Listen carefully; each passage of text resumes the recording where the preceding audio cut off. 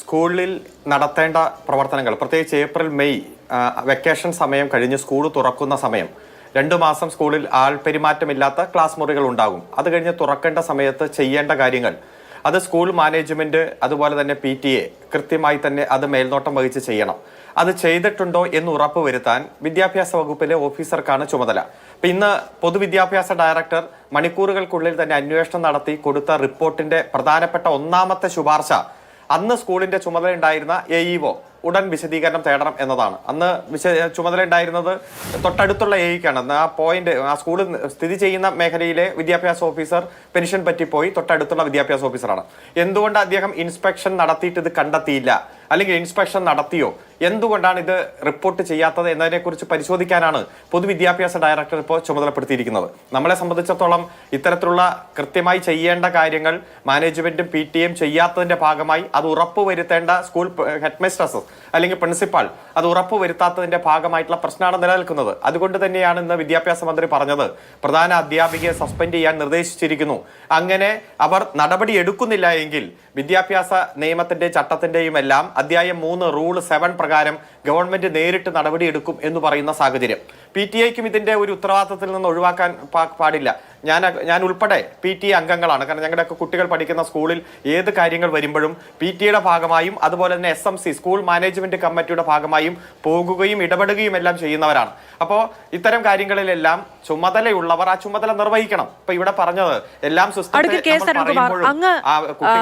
ഇത് കൃത്യമായി മനസ്സിലാക്കുന്നുണ്ട്. എവിടെയൊക്കെയാണ് വീഴ്ചകൾ സംഭവിക്കുന്നത് എന്ന് അങ്ങ് വളരെ കൃത്യമായി പറയുന്നുമുണ്ട്. ഞാൻ ചോദിക്കുന്നത്, ഇപ്പോൾ ഒരു വകുപ്പിൽ നിന്നുള്ള പ്രശ്നമാണ് എങ്കിൽ, അല്ലെങ്കിൽ ഒരു വകുപ്പിന് കീഴിലുള്ള ഉദ്യോഗസ്ഥരുടെ പ്രശ്നമാണ് എങ്കിൽ അത് ചൂണ്ടിക്കാണിക്കാം, അതിൽ വിമർശനം ഉന്നയിക്കാം. ഇതിപ്പോ അങ്ങ് തന്നെ പേരെടുത്ത് വിരലെണ്ണി പറയുകയാണ് ഇത്ര മേഖലകളിൽ ഇത്ര വകുപ്പുകളിൽ പ്രശ്നങ്ങൾ ഉണ്ടായിട്ടുണ്ട് എന്ന്. അങ്ങനെ പ്രശ്നങ്ങൾ ഉണ്ടാകാൻ പാടില്ലാത്ത സാഹചര്യം ഉണ്ടാവണ്ടേ? അഡ്വക്കേറ്റ് KS അരുൺകുമാർ, വിദ്യാഭ്യാസ വകുപ്പിന് പ്രശ്നമുണ്ടാകാതിരിക്കണ്ടേ? തദ്ദേശ വകുപ്പിന് പ്രശ്നമുണ്ടാകാതിരിക്കണ്ടേ? ഇലക്ട്രിസിറ്റി വകുപ്പിന് പ്രശ്നമുണ്ടാകാതിരിക്കണ്ടേ? ഇത് ഉറപ്പുവരുത്തേണ്ടത് ആരാണ്? ജനങ്ങളാണോ? ഇവിടെ ഒരു പ്രശ്നമുണ്ട്. നമ്മളിപ്പോ ഏതെങ്കിലും ഒരു ഉദ്യോഗസ്ഥൻ, അത് ചിലപ്പോൾ താഴെ തട്ടിലുള്ള ആളായിരിക്കാം, അദ്ദേഹം കൃത്യനിർവഹണത്തിൽ വീഴ്ച വരുന്നു, പക്ഷേ അത് കൃത്യമായിട്ട് നോട്ട് ചെയ്യാൻ അദ്ദേഹത്തിന്റെ തൊട്ട് മുകളിലുള്ള ആൾക്ക് കഴിയുന്നില്ല. അതുകൊണ്ട് മുകളിലേക്കുള്ള വകുപ്പൊന്നും ഇത് അറിയുന്നില്ല. ഇപ്പൊ ഇവിടെ സ്കൂൾ മാനേജ്മെന്റ് പലതവണ ഈ വൈദ്യുതി ലൈൻ മാറ്റി സ്ഥാപിക്കണം, അല്ലെങ്കിൽ അത് ഏറ്റവും കവറിംഗ് ഉള്ള ലൈനാക്കി മാറ്റണം എന്നാവശ്യപ്പെട്ടുകൊണ്ട് KSEBയെ സമീപിച്ചതായിട്ട് പറയുന്നു. എന്നാൽ KSEB അതിൽ തുടർ നടപടി സ്വീകരിച്ചിട്ടില്ല. എന്നാൽ അത് ഉയർന്ന ഉദ്യോഗസ്ഥന്മാർക്ക് പരാതിയായിട്ട് കൊടുക്കുവാനും തങ്ങൾ ആവശ്യപ്പെട്ട കാര്യം നടപ്പാക്കിയെടുക്കാൻ കഴിയാതെ വരുന്ന സാഹചര്യം. അപ്പോൾ ഏത് മേഖലയിലാണോ കുറവുണ്ടായത് അത് കണ്ടെത്തി പരിഹരിക്കാനും ആ വീഴ്ച വരുത്തിയ ഉദ്യോഗസ്ഥനെതിരെ നടപടിയെടുക്കാനും അല്ലേ പറ്റൂ. ഇപ്പൊ ബ്യൂറോക്രസിയുടെ ഭാഗമായി ഈ ഒരു ചെറിയ ഉദ്യോഗസ്ഥൻ വരുത്തുന്ന വീഴ്ചയുടെ ഭാഗമായി ആ വകുപ്പ് മുഴുവൻ പ്രശ്നമാണെന്ന് നമുക്ക് പറയാൻ കഴിയില്ല. ഇപ്പൊ KSEB ഈ ജൂൺ മുതൽ ഡിസംബർ വരെ കേരളത്തിൽ മഴയാണ്, വലിയ കാറ്റാണ്, 6 മാസം തുടർച്ചയായിട്ട് കാലാവസ്ഥയുടെ പ്രത്യേകത നമുക്കറിയാം. ആ സാഹചര്യത്തിൽ വലിയ കാറ്റത്തും മഴയത്തും ജീവൻ പണയം വെച്ച് പണിയെടുക്കുന്ന നിരവധി KSEBയുടെ ഉദ്യോഗസ്ഥന്മാരുണ്ട്. അവർക്ക് അതിന്റെ ഭാഗമായി ജീവൻ നഷ്ടപ്പെടുന്ന സാഹചര്യം ഉണ്ടായി. ആ പ്രളയകാലത്തും എല്ലാം നമ്മളിത് കണ്ടതാണ്. ഒരുപാട് കഷ്ടപ്പെടുന്നവർ മറ്റ് സംസ്ഥാനങ്ങളിൽ പ്രകൃതി ദുരന്തം ഉണ്ടാകുമ്പോൾ അവിടെ പോയി വൈദ്യുതി പുനഃസ്ഥാപിക്കാൻ വേണ്ടി പ്രവർത്തിക്കുന്ന നമ്മുടെ വൈദ്യുതി വകുപ്പിലെ ഉദ്യോഗസ്ഥന്മാരെ നമുക്ക് കാണാം. അപ്പോൾ ഏതെങ്കിലും ഒരു ഉദ്യോഗസ്ഥൻ വരുത്തുന്ന വീഴ്ചയെ മൊത്തം വകുപ്പിന്റെ വീഴ്ചയായിട്ട് ചിത്രീകരിക്കാൻ കഴിയില്ല. വെച്ച് പണിയെടുക്കേണ്ടി വരുന്ന സാഹചര്യമൊന്നും ഉണ്ടാകില്ല. അത് ഈ ജീവനക്കാർ തന്നെ പറയുന്നത് അങ്ങനെ പണിയെടുക്കേണ്ടി വരുന്ന സാഹചര്യം ഉണ്ടാകുന്നത് പോലും ആളെണ്ണക്കുറവും സംവിധാനക്കുറവും കൊണ്ടാണെന്നാണ്.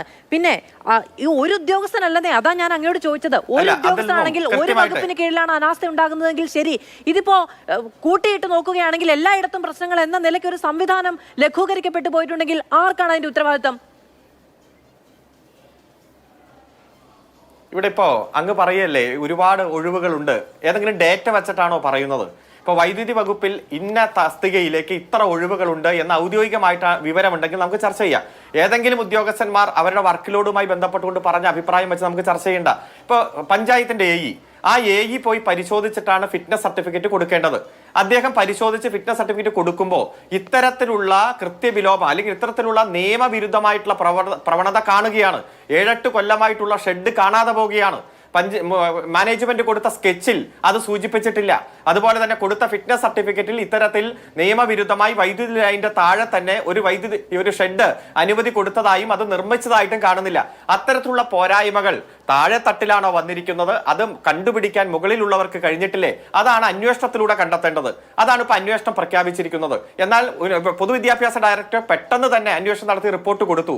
അതിന്റെ ഭാഗമായി സ്കൂൾ പ്രിൻസിപ്പൽ എന്ന രൂപത്തിൽ ഹെഡ്മിസ്ട്രസിന് വന്നിരിക്കുന്ന വീഴ്ച ചൂണ്ടിക്കാണിക്കുന്നു. അത്തരത്തിലുള്ള രീതിയാണ്. അപ്പൊ അത് കറക്റ്റ് ചെയ്യേണ്ടതാണ്. ഇത് ആവർത്തിക്കാത്ത തരത്തിൽ നടപടി സ്വീകരിക്കേണ്ടതാണ്. അപ്പോൾ അതിനാണ് പരിശോധനയും നടപടിയും അതിന്റെ ഭാഗമായിട്ടുള്ള മുന്നോട്ട് പോക്കും. അതുകൊണ്ട് നമുക്ക് ഈ പ്രഥമ ഘട്ടത്തിൽ, പ്രത്യേകിച്ച് ഈ സംഭവം നടന്ന് മണിക്കൂറുകളെ കഴിഞ്ഞിട്ടുള്ളൂ, ഈ ഒരു ഘട്ടത്തിൽ അന്വേഷണം മുന്നോട്ട് പോകട്ടെ, ശക്തമായിട്ടുള്ള നടപടി സ്വീകരിക്കട്ടെ. ഇനി ഇത് ആവർത്തിക്കാത്ത തരത്തിൽ ഉച്ചയ്ക്ക് മാതൃഭൂമി ന്യൂസിൽ തന്നെ ഈ സർവീസ് സംഘടനാ നേതാക്കളൊക്കെ പറഞ്ഞ കാര്യമാണ്.